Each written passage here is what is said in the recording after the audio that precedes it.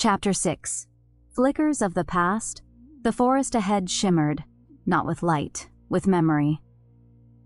Selene stepped carefully between the roots of an overgrown shrine, blade drawn, cloak trailing like moonlight behind her. Nyx moved silently beside her, his ember-glow eyes narrowing at every flicker of motion.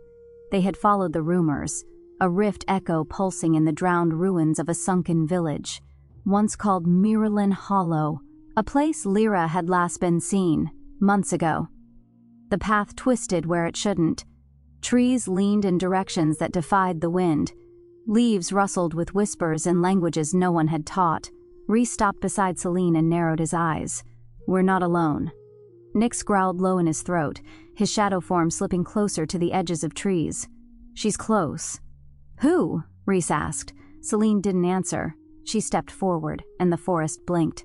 They passed through a ripple in the air like silk tearing. On the other side, a small clearing waited, too perfect. Flowers bloomed where none should. Sunlight pierced the canopy in golden beams. In the center of it all was a rune-carved stone. "Careful," Selene murmured. "She doesn't like surprises." Nyx let out a quiet snort. Whether in agreement or warning, she wasn't sure. Then a voice drifted from above. "And yet, you've brought one." Selene froze. A flicker of violet light shimmered above them, and from the bough of a twisted willow, a figure dropped lightly to the mossy ground. Silks fluttered. Daggers gleamed, and Lyra, ever smiling, ever shadowed, landed with a dancer's grace and a bard's grin. Her hair shimmered like dusk, her eyes mirror-like and unreadable. "Selene," she said, with theatrical flair. "Still chasing ghosts?" Selene sheathed her blade, slowly. "Still turning yourself into one?" Lyra grinned. "I missed you too." Nyx stepped forward with a low growl. Lyra raised a hand. "Easy, wolf boy. I remember you, still brooding and beautiful. But you're darker now. Got secrets? Let me guess. Tragic ones?" Nyx just stared. Selene sighed. "Lyra." But Lyra's grin softened as she truly looked at Selene, her eyes tracing the new tension in her shoulders, the quiet in her mouth, the ghosts hiding behind her gaze. "You've been through hell," she said, tone dropping into something gentler. "And you're still walking, so I'll skip the riddles." Selene nodded once. "We need your help," I assumed. "You only find me when the sky is falling. It is..." That quieted even Lyra. She turned, and with a gesture the forest shimmered, peeling back the illusion. The ruins revealed themselves fully now. Flooded roads, shattered stone, and half-drowned doorways glowing faintly with rift burn. "You've heard the rumors?" Selene asked. Lyra nodded. "I've seen more than rumors. Something's moving beneath the water here, something that remembers pain." Selene stepped beside her. "We're gathering who we can. Rhys is alive. Maybe Kaelen's watching the forest. Isolde has returned. We don't know what we're facing exactly, but the rift is no longer just spreading, it's reaching." Lyra's lips thinned. "And you think I'm the missing piece in this little suicidal puzzle?" "You're more than that," Selene said. Lyra glanced at her and smiled. Flatterer. They camped that night in the ruins of an old spirit-warding circle, half buried in the muck. Selene sat with Nyx on one side, Lyra on the other, tossing stones into the glowing pond. "You trust him?" Lyra asked quietly, nodding toward Nyx. "I always have." Lyra raised a brow. "Even though he's clearly more than what he looks?" Selene hesitated. "Then, especially because of that." Lyra gave her a long, thoughtful look. "You're changing, Selene. I'm trying not to..." Lyra smirked, but her eyes were soft. "You should..." The mask beneath the fur of the fire was low. Selene had drifted into a restless sleep on the edge of the collapsed shrine, her hand still near her blade, her brow furrowed even in dreams. The moon filtered weakly through the broken trees above, casting fractured light across the half-flooded ruins. Nyx stood watch, as always. Still, silent. A statue of shadow and flame. Lyra approached barefoot, the hem of her scarf robe trailing in the damp grass. She moved like she wasn't trying to sneak, just not trying to be noticed either. "You don't sleep, do you?" Nyx didn't move. Lyra sat beside him anyway, close but not too close. She tossed a pebble into the glowing water, watching the ripples distort the reflection of the fractured moon. "You know," she said casually, "it's unsettling. How quiet you are. Most creatures that broody usually monologue about their pain. Still no answer. Lyra tilted her head, watching him from the corner of her eye. Is it guilt or fear? Nyx's ember eyes turned to her, slow and deliberate. She met his gaze, unflinching. That thing you did back in the square, the way you moved, that wasn't instinct, that was memory. His ears twitched. You're not just a companion. You're not a guardian beast. You're something older, something smarter. She leaned in slightly, her voice softening. You loved her before you even knew how to say it out loud, didn't you? Silence, heavy, charged. Then, softly, almost too quiet to catch, I still do. Lyra's smirk faded. She sat back, folding her arms around her knees. Well, she murmured, you hide it well. Nyx's eyes returned to Selene. I was never meant to be seen, he said. Lyra glanced at him again, this time not with amusement but understanding. That's the tragedy of people like us, she said. We wear illusions to survive, but deep down, we all just want someone to look past them. She rose and turned to leave. Just before vanishing into shadow, she paused and added softly, she already does. You're the only one who hasn't realized it yet. And then she was gone, swallowed by the moonlight and the silence. Nyx remained where he stood, unmoving, but for the first time in a very long time. He considered being seen. Chapter 7. Teeth in the Trees. The Blackwood did not welcome visitors. It watched them. The forest rose around the trio like a cathedral of ancient bones.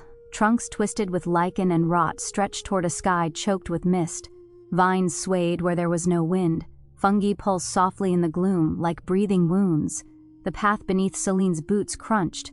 Bones, not leaves. Beside her, Nyx walked low and silent, head down, fur prickling. He didn't growl. He didn't need to. Even the shadows here were alive. Behind them, Lyra spun a small illusion in her fingers, just a flicker of golden light to keep her hands steady. Her usual banter was gone. She didn't like the way the trees bent toward her when she wasn't looking. They say the Blackwood grew over an old god's grave, she murmured, that its roots feed on secrets.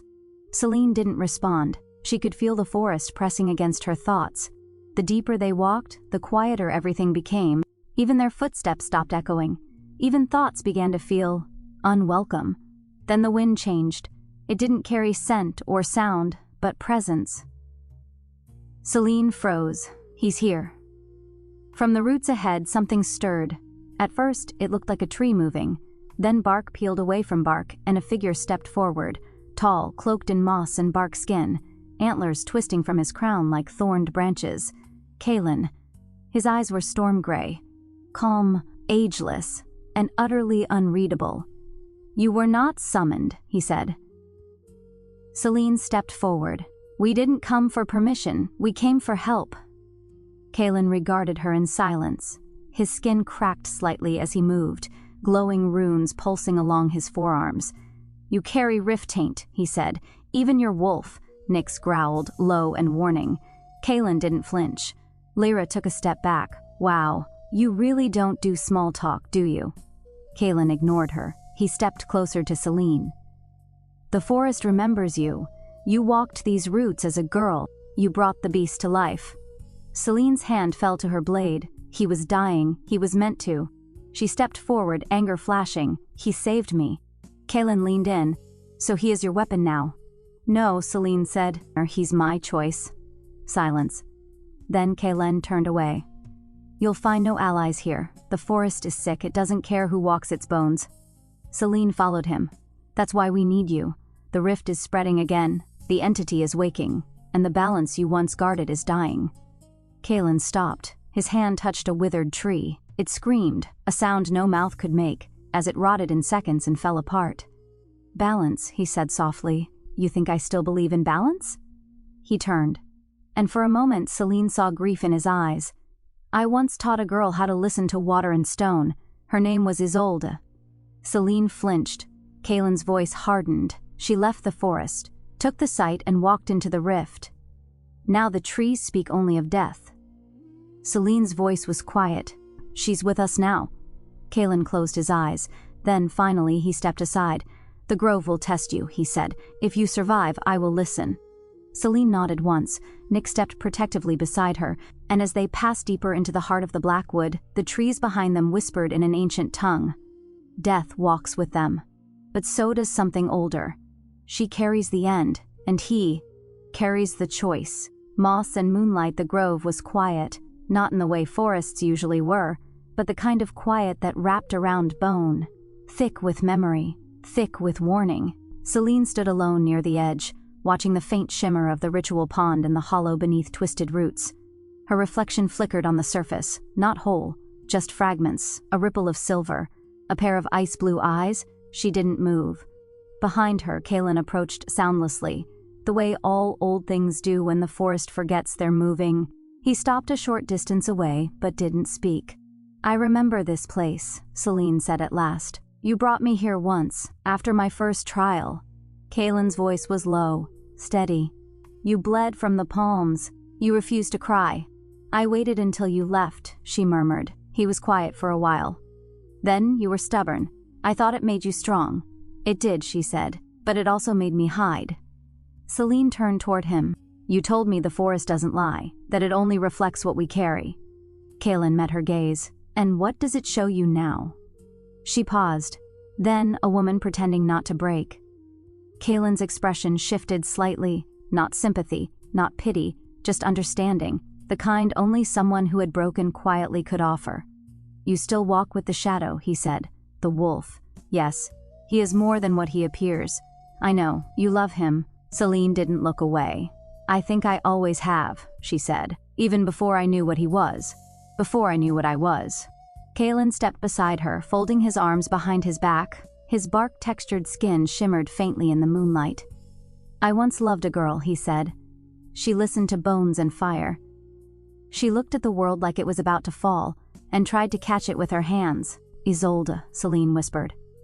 "She is not that girl anymore," Kaelen said. "None of us are," Selene replied. "But maybe that's not the point." Kaelen looked at her again, and for a moment he didn't see the stubborn child he once trained. He saw the woman standing in ashes, still willing to walk toward the fire. "The forest will test your truth," he said. "Not your strength, not your sword. You." Selene nodded. Then, softly, "I'm not afraid of truth anymore." Kaelen's eyes flicked toward the trees. "Then you're ready." Where the roots remember, the trees fell silent as Isolde stepped into the heart of the grove. Her bare feet pressed into moss soaked with old magic. Her long black hair clung to her shoulders like a shroud, and the silver blindfold over her eyes gleamed faintly in the filtered moonlight. She didn't need to see the grove to know it still remembered her. She felt its sorrow echoing through the roots. A branch creaked above, then a presence. She turned her head slightly. "I was wondering when you'd come," she said softly. Kaelen emerged from between two trees, half in shadow, his bark-woven cloak trailing behind him like ancient ivy. He did not speak right away. He hadn't the last time either. "You shouldn't have returned," he said at last. "I didn't come for you," she answered. "I came for the end." Kaelen's jaw tightened. "The grove mourns you. It feared me. You feared yourself." Isolde took a breath, slow and careful. Her fingers touched the edge of one of the glowing runes etched across her arms. "Did you ever think," she whispered, "that maybe I left because I didn't want to burn this place too?" Kaelen stepped closer, his voice quiet but carved from stone. "I thought you left because I let you." Silence settled between them. Neither reached for the other, neither looked away. Isolde tilted her face toward him, unseeing, but not blind. "I saw your death once," she said, "but I never saw you grieve, not for me." "I did not know how," Kaelen replied. "I only knew how to survive it." She nodded. "Then we've both forgotten how to be anything but haunted." The trees groaned softly in the wind. Kaelen's bark-lined fingers twitched, almost reaching out. "You were always more than your sight," he said. "And you were always more than your silence," she replied. Then she stepped past him, toward the ritual stone. But as she passed, her voice drifted back, soft as breath. "I'm not asking you to forgive me, Kaelen. I'm asking you to stand beside me. One last time." Kaelen didn't follow immediately, but when he did, the trees sighed with relief, because the wound they had once carved into each other was finally beginning to close. Smoke and mirrors, Rhys sat alone beneath the broken arch of a fallen waystone, turning a piece of charred wood between his fingers. His armor, half-burned, half-reforged, creaked as he shifted. The firelight reflected off the edge of his blade, still resting beside him, unsheathed. He didn't sleep much anymore. He didn't trust silence. A whisper of cloth made him tense. Lyra appeared out of the darkness, as if she'd always been there, sitting on the stone opposite him, legs crossed, elbows on knees, chin in her palm. "I figured you'd be brooding somewhere," she said, voice light as ever. Rhys didn't look up. "I wasn't brooding." "You were sharpening guilt. Same thing?" "No, guilt's heavier." He looked at her, then eyebrow raised. "You always talk like you're narrating your own legend. Better that than narrating someone else's tragedy," she said with a faint smile. He studied her for a moment, too long maybe. Her mirror-like eyes reflected the fire back at him, unreadable, but behind the wit he saw something, flickers of fear, or fatigue, or both. "You've changed," he said. Lyra leaned back against the broken stone, staring up at the cracked sky. "We all have... I remember when you could make an entire camp hallucinate they were under siege, just for fun. Now I use illusions to cover the sound of people crying in their sleep." He blinked. That wasn't the answer he expected. She glanced at him. "I remember you too," she said. "All that fire, and nowhere to put it but into other people." Rhys didn't deny it. "You always hated stillness," she added. "Made you feel like the world was catching up to you. And you always smiled too much," he said. "That's because if I stop, I might remember what I lost." Rhys fell quiet. Then, almost reluctantly, he asked, "You think this time we'll win?" Lyra didn't answer right away. She looked toward the forest where shadows gathered and the others slept. Kaelen, Isolde, Selene, and Nyx, half seen, half understood. "I think," she said slowly, "will matter." Rhys turned that over in his head. Not hope, not doom, just something real. He nodded, and for a few heartbeats they sat in silence, not speaking, not performing. Just two broken people beneath a broken sky. Chapter 8, The Oracle's Silence. The moon hung heavy above the blackwood, barely visible through the web of tangled branches overhead. The grove was quiet, but it wasn't peace. It was expectation. Selene stood at the edge of the ritual circle, her hand resting on the hilt of her blade. Nyx stood just behind her, half shadow in the firelight, his silence more meaningful now than it had ever been. She could still feel the heat of his transformation days ago in the bleeding sky, like a secret pressed into her bones. To her left, Kaelen stood with his hands clasped behind his back, still as a carved tree. Lyra lounged on a broken root nearby, flipping a coin that never landed. Rhys leaned against a twisted pillar, arms crossed, his gaze on the ground, but his attention sharp as ever. And then, Isolde stepped into the circle. She didn't speak at first. She never did. Not until the words came through her. Barefoot, draped in ritual threads of black and starlight, her silver-blind eyes reflected the fire without blinking. She moved like she was listening to something no one else could hear. The grove breathed with her. Then she knelt in the moss, placed both hands to the earth and whispered, "Bone to bark, breath to root. Show me what bleeds beneath the world." The runes on her arms ignited. The earth shivered. And then she spoke, not in her voice, but in one layered with wind and stone and distant thunder. The entity wakes. The rift widens. The burn remembers what it lost. One will die, one will break, one will choose. The moon will weep for the one who loved too late. Silence. The fire dimmed for a breath. The trees held still. Isolde gasped as she came back to herself, swaying slightly. Kaelen moved instantly to her side, but she raised a hand. Calm, controlled. "I'm fine," she said softly. "But the vision is true." Selene's voice was low, strained. "Who will die?" Isolde looked at her. That part was hidden. Rhys paced, tension radiating off him. "We're going into this half-blind? Again." Isolde met his eyes. "We're going into this together. That's more than we've had before." Kaelen stood in the center of the circle now, bark-textured skin glowing faintly under the prophecy's aftershock. "If the prophecy speaks true," he said, "we must find the second shard. The first is lost, but the second lies deeper, beyond the forest, in the burned realms." Selene nodded. "Cindervault." Rhys's jaw tightened. "My home." Kaelen looked to Nyx. "And the one who carries choice?" Selene followed his gaze. "He's already made his." Nyx said nothing, but when Selene looked at him, she saw something in his eyes, not fear, not doubt, but sorrow. And she understood. He had already accepted the possibility that he was the one the moon would mourn. We who see the fire had burned down to embers. Selene sat alone at the edge of the grove, the silver edge of her blade resting across her knees, her thoughts caught somewhere between the roots and the stars. She didn't turn when she heard the soft crunch of moss behind her. She already knew who it was. Isolde moved like fog through starlight, barefoot, slow, careful not to wake the trees. She settled beside Selene without a word, folding her robes beneath her like flowing shadow. Neither of them spoke for a long time. The silence was almost a comfort. "You see the future," Selene said at last. "But you can't see your own."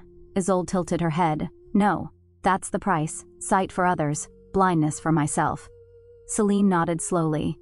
"Do you ever wish you couldn't see anything at all? A soft breath, all the time." Selene turned to her, her voice lower now. "When you said someone will die, were you trying to prepare me or warn me?" "I don't try," Isolde said. "I only am.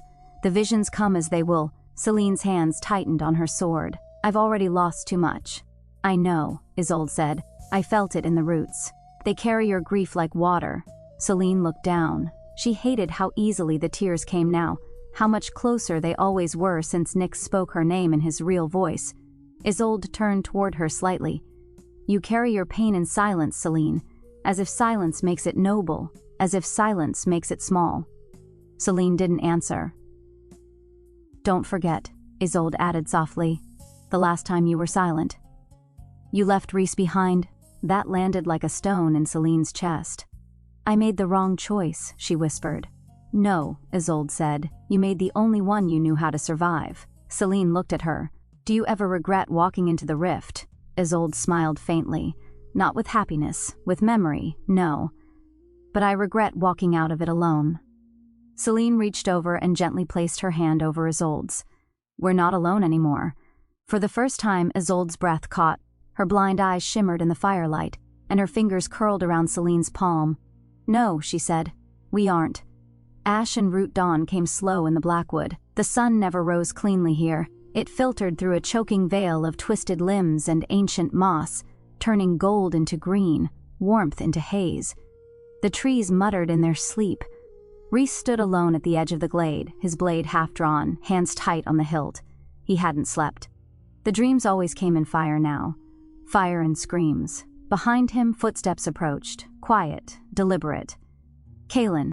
Rhys didn't turn. "If you're here to tell me how this forest disapproves of me, I'm already aware." Kaelen didn't answer at first. Then, "The forest doesn't disapprove. It endures." Rhys scoffed. "Is that supposed to be comforting? No. It's supposed to be true." Kaelen stepped beside him, arms folded, eyes unreadable. Rhys finally looked at him. "You don't like me." Kaelen nodded once. "You burn what you fear, you strike before you listen, and you watch things die because you hesitate." Silence. The two men stared at each other. Rhys's tone dropped. "You were there, weren't you? When Isolde cracked, when she killed them." Kaelen's jaw clenched. "You let a child carry a vision too powerful for any seer," Rhys said. "You call it wisdom. I call it cowardice." "I let her choose," Kaelen replied. "That was my mistake. I forgot that even children sacrifice themselves when no one else will." Rhys looked away. The wind passed through the grove like a sigh. Kaelen's voice softened, barely. "We're both protectors. We both failed." "I don't protect anyone," Rhys muttered. "I burn everything I touch." "No," Kaelen said. "You're just afraid the next time you care, it will cost more than you have left to give." Rhys didn't answer. Kaelen turned to leave, but before he did, he added, "When the time comes, you'll choose right. Not because you trust yourself, but because someone else will need you to." And then he was gone, back into the trees. Rhys stood alone again, but the fire in his chest had shifted, just a little. Chapter 9. Ashes that remember the wind howled differently in Cindervault. It didn't whistle. It wept. The blackened gates of the ruined city towered before them, half collapsed, wreathed in still smoking vines. The stone archways bore the melted impressions of hands. People turned to ash mid-reach, their final moments etched into the walls like a funeral tapestry. Rhys stood at the threshold, jaw tight, hands clenched at his sides. His eyes, once molten with fire, now reflected only ruin. "This was home," he said quietly. The others gave him space. Even Lyra, usually quick with words, said nothing. Selene moved up beside him, her voice low. "You don't have to go back in." "I never left," Rhys replied. They stepped through the gate. The air changed immediately. The moment they crossed the threshold, the wind went still. The ash on the ground no longer crunched. Sound fell away. The world became too quiet. The kind of quiet that makes your ears ring. Kaelen paused, placing one hand against a scorched wall. "This place is bleeding," he murmured. "Not in blood. In memory." Isolde stepped lightly through the dust, her blindfold fluttering with each breath. "The burn has taken root. Echoes are caught here, twisting, looping." Nyx growled low in his throat, eyes burning brighter. Selene walked close to him, their movements in sync without thinking. They followed Rhys deeper into the city. The buildings flickered. One moment they were ruins, collapsed beams, hollow shells of homes. The next they stood whole, sunlit golden banners fluttering from balconies. Laughter echoed faintly. Children ran between carts. Then flames swept through it all, and silence returned. Selene froze. A child's voice whispered near her ear. "You turned away. You let him burn." She spun, blade half drawn. But there was no one there. Nyx was beside her in an instant, his hand brushing hers. "I heard it too," he said softly. "I didn't mean to," she murmured. But before she could finish, Rhys dropped to one knee. Ahead of them stood a twisted figure, not fully human, not fully flame. It wore armor shaped like his old furnace guard uniform, but warped, melted into its skin. Its eyes glowed like molten iron. Selene moved to Rhys's side. "Is it real?" Rhys didn't answer. The figure took a step forward and spoke in Rhys's voice. "You left us." Lyra backed away. "That's not him. That's not real." Rhys rose, slowly, gripping his sword. "It doesn't matter." He stepped forward, and the shadows surged. From every alley, from every shattered window, figures began to crawl forward. Ember burned, hollow-eyed. Ember walkers. Dozens. Maybe more. They surrounded the group in moments. Kaelen's bark-skinned arms cracked with glowing green light. Vines writhed beneath the ash. Isolde reached for her runes, already glowing. Lyra whispered a spell, her hands flickering with illusion. Selene turned to Nyx. "Can you hold form?" He nodded once. "As long as I need to." She met Rhys's eyes. "You ready?" He didn't blink. "Let's burn them down."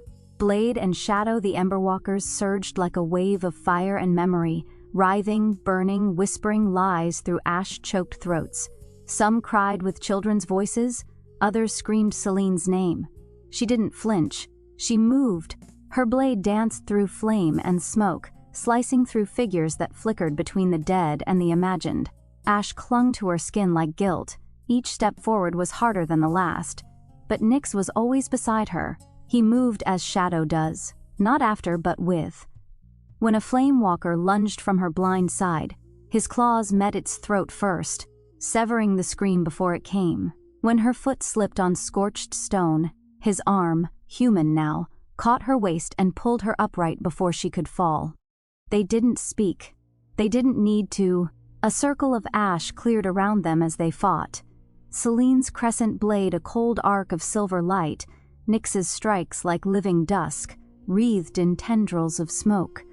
Where she moved with precision, he moved with instinct. Where she bled resolve, he radiated fury. Their breaths synced, their bodies aligned. One strike opened a path, another held it. Selene locked eyes with him between parries, panting. "You're holding back," she said. Nyx's lips curled faintly. "You're not." She smiled despite herself, then pivoted, blade sweeping a scorched arc as 3 Emberwalkers dropped around her. Nyx stepped into her blind spot again, his back to hers, heat rolling off him in waves. "Don't die," she muttered. "I can't," he answered. "You'd come after me." "Damn right I would." He turned then, just enough for her to catch the flicker in his eyes. Not fire, not shadow, devotion. And for a moment, amid the screams, she wasn't afraid. She was seen, closer than the flame the wind had died. The Emberwalkers lay in crumbling heaps of ember and bone. The whispers were gone.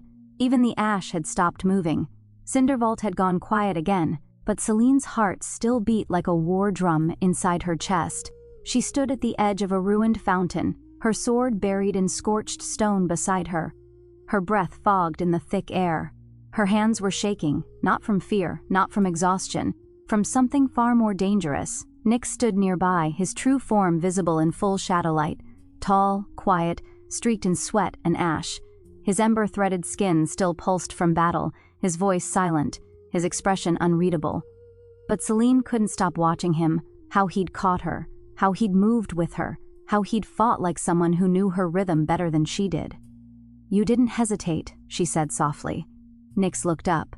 In the middle of that chaos, the fire, the illusions, "You knew where I'd move. You didn't even have to look."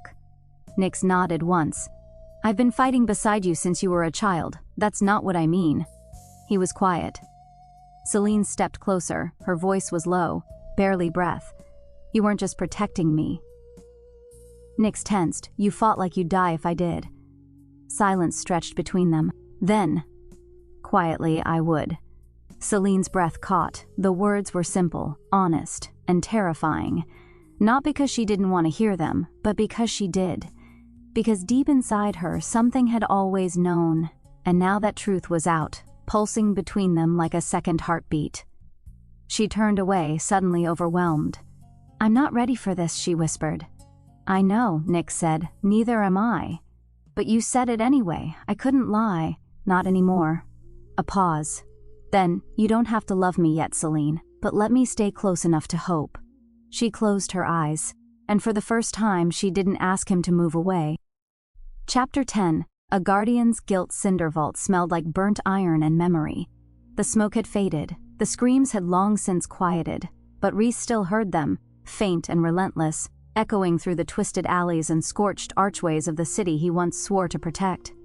He walked alone through what had once been Sunspire Square, now a crater of shattered stone and warped metal. The banners were gone, the fountains dry, a child's doll, half-burned and blackened, lay in the center. He didn't pick it up. He couldn't. His armor felt too heavy, his blade too clean, his hands too whole. The others were back at camp, tending wounds, catching breath, rebuilding.